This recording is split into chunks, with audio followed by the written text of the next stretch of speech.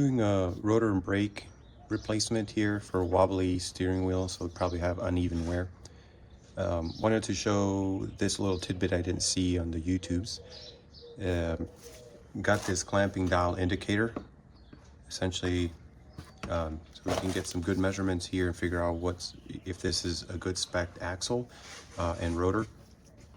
It's particularly important when you install the new rotor. So a couple things. First of all, you want to measure your current rotor, and the spec for this Toyota FJ Cruiser is 26 to 28 millimeters. So when we look here, we're getting with a zero line, so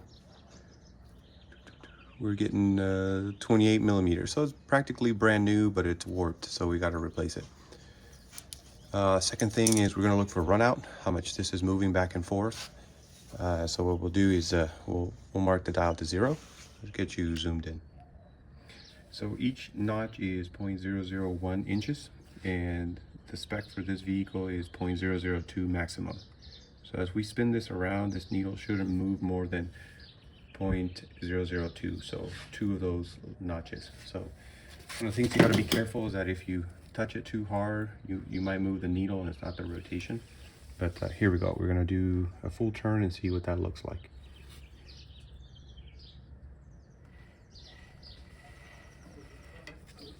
So I'm seeing almost no run out.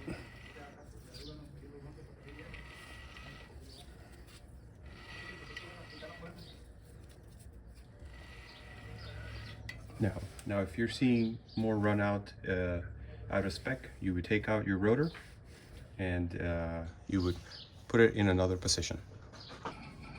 Wanted to show you a couple other tricks.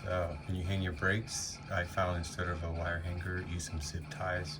So when you're done, just snip them off and place.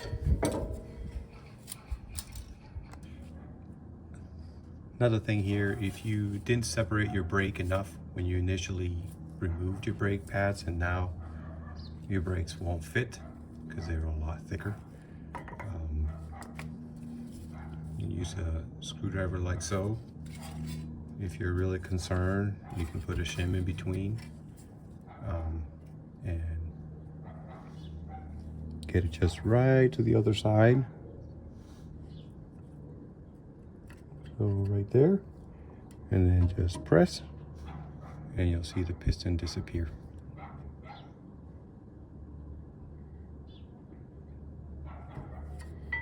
And we'll do that in the bottom. Just press.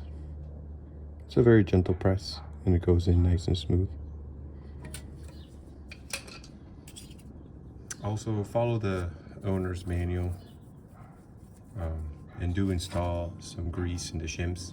So any metal contact, use your brake lubricant grease.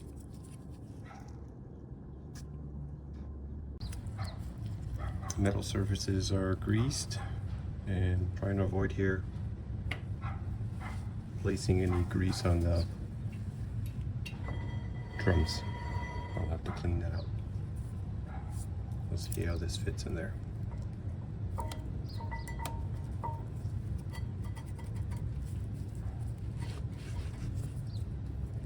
Like a glove. Ooh.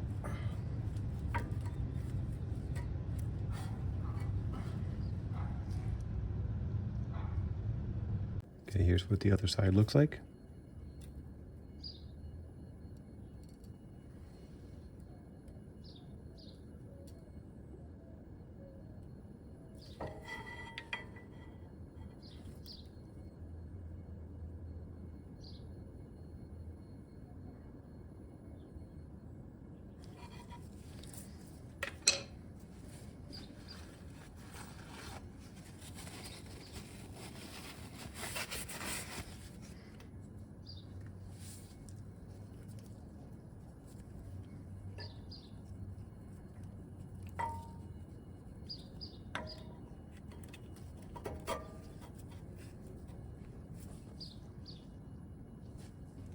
Now, of course, lubricate all metal contacts. So there goes the second one. The pins. I'll align those in a second with a screwdriver.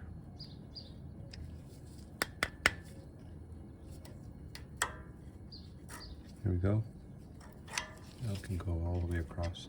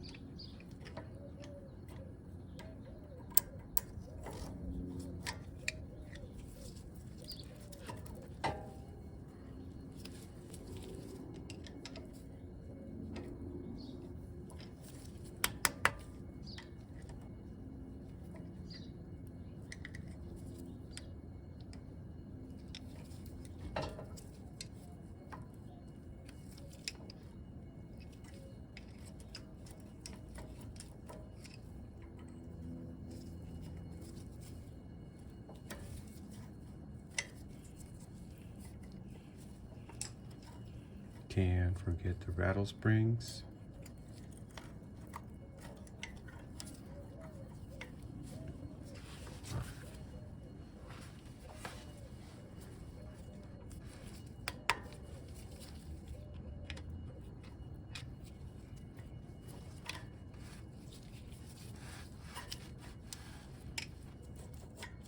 All right, once you get the bottom, the top works, and then pop those in.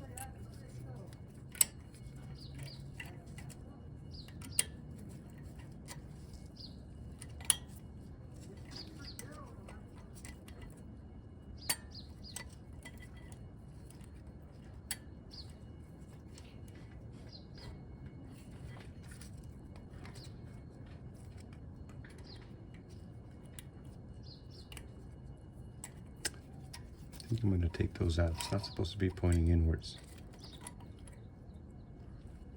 There we go. Just be mindful of that. It could go the wrong way. It's not supposed to collide, and it was doing that.